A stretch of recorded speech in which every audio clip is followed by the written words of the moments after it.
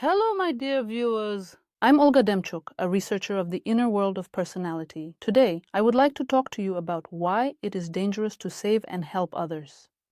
I think this video will be especially useful for people in helping professions.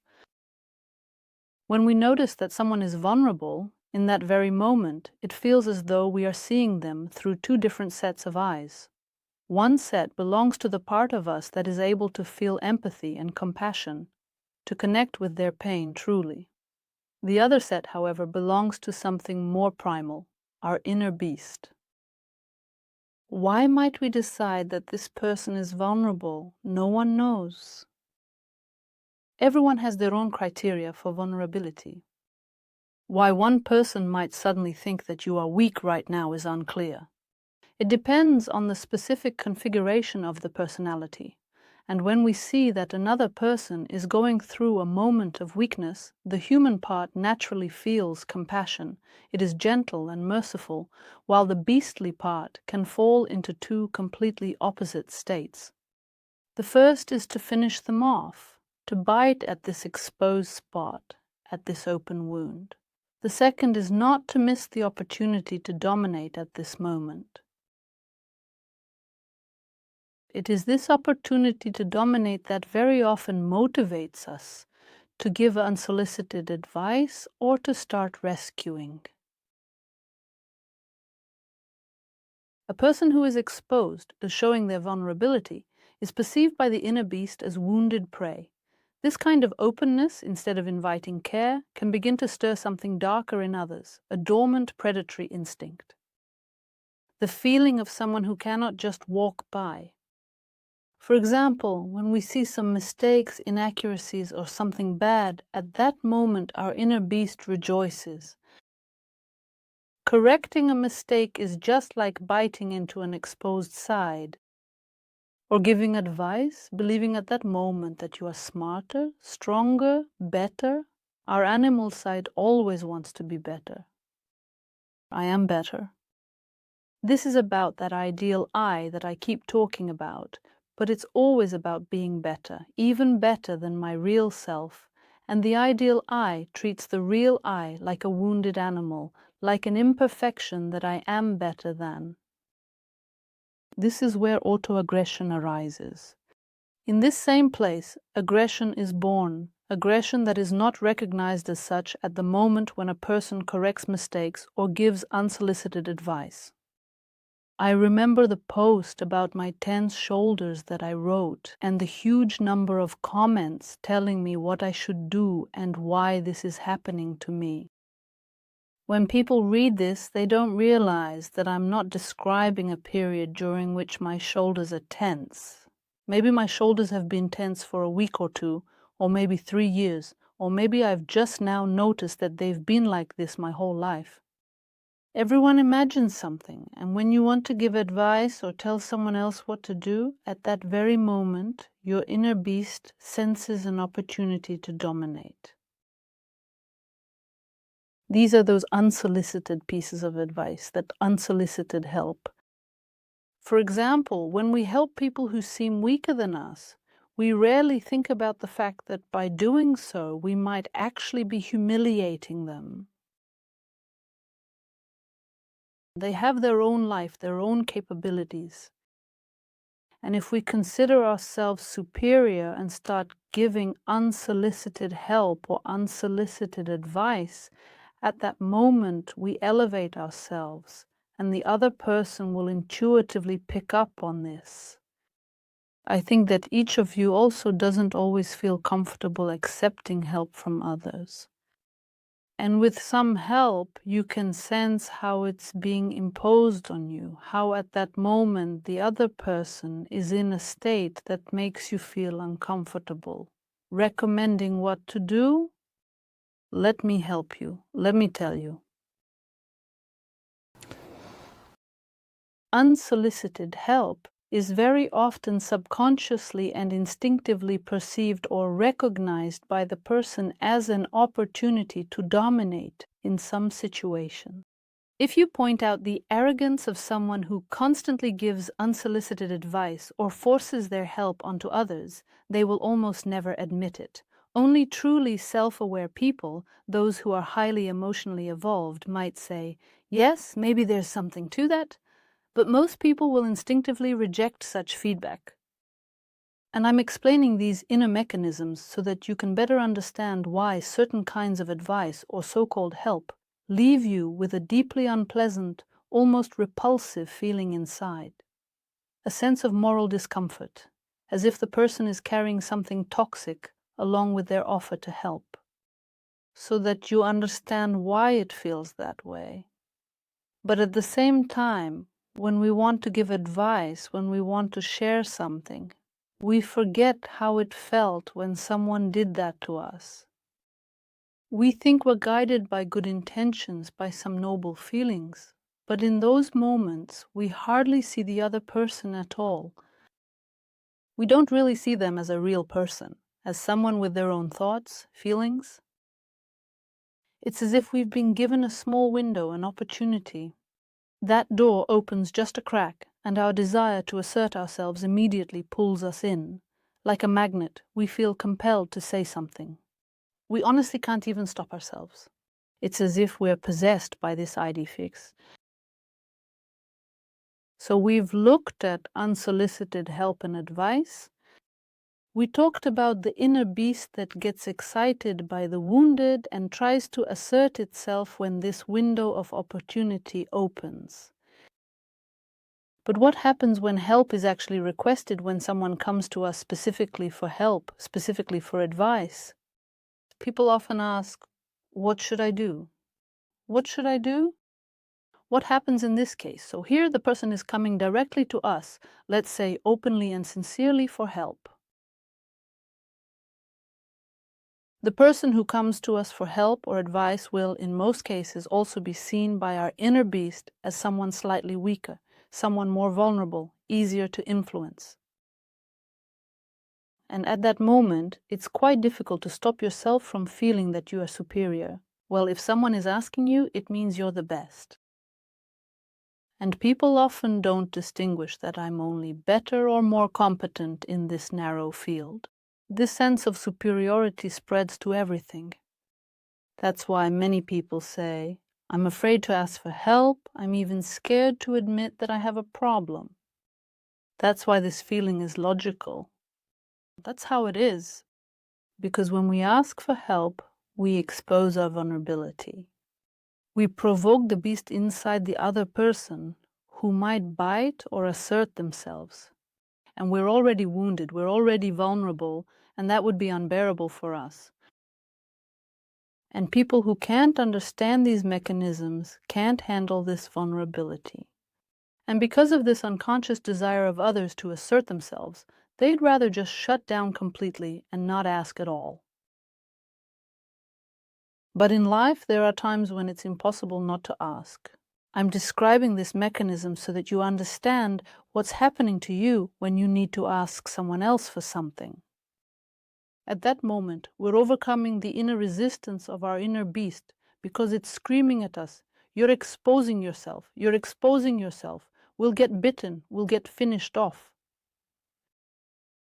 The instinct for self-preservation will do everything it possibly can to stop a person from asking, from showing their vulnerability. I'm telling you this so that you can treat the unconscious desire of others to assert themselves with greater understanding and kindness. Remember more often that you are the same way. Then there will be no judgment of these people. In fact, I would really like the viewers of my channel to move away from the evaluative category of judgment and instead understand the depth of the process. Now let's go a little further into this very help, into these very pieces of advice that we are asked for. When we solve problems for a person, not when we say, let's think this through together. What do you think? What do I think? Let's combine our thoughts and build a decision together, step by step. If we don't do it this way, and instead start doing things for the person, we begin to activate a kind of permissiveness in them, a passive attitude that takes things for granted. In other words, we're acting out of our internal fixation. We have come from the belief that normal is when everything goes my way, when everything is as I want it. That's normal. When it's not my way, it's terrible. And unconsciously, we still continue to expect that someone will appear who will solve all our problems for us, or that a miracle will happen, and after that our life will change, that we will find our purpose, that we will find a wonderful job, that someone will come along and rescue us, and so on and so forth. And a person who seeks help or advice in a moment of vulnerability will unconsciously want to shift all their problems onto someone else's shoulders. And if the other person has a desire to assert themselves, a desire to dominate, to be superior, to draw their self-esteem from this sense of superiority, then they will enter into this relationship and start solving the other person's problems for them, giving them money, finding them a job somewhere, and so on and so forth. Without involving the other person in this process at all, not engaging them. At this point, the other person starts to develop a sense of permissiveness, and in this way, the helper slowly kills initiative, kills activity, and kills personal growth, ultimately. So in fact, in order to truly help, we need to help just a little, in a way that sparks the other person's own activity. Otherwise, this help will end up harming everyone. That is, when we rush to help, we do so out of a desire to assert ourselves. When we don't see the other person, we don't analyze what will happen next, what the consequences will be for that person or for us. There's none of that. There's only this desire to assert ourselves by being better. And in doing so, we set off a hellish chain reaction. Look at what happens next. The person receiving help starts to feel that this is how it should be. This is exactly the person who came to save me. But if someone is saving me, carrying me, and constantly taking care of me, it means I am worse. It means there is something bad in me, and my self-esteem starts to drop. I start to feel defective. And in order not to feel this sense of inferiority, I begin to unconsciously hate this benefactor little by little. I'm not even aware of it myself. The one who is smarter than me, who helps me, I start to hate them in order to preserve my own self-esteem. It starts off imperceptibly. You start pointing out flaws, finding some shortcomings, and the folder of compromising material keeps getting thicker and thicker.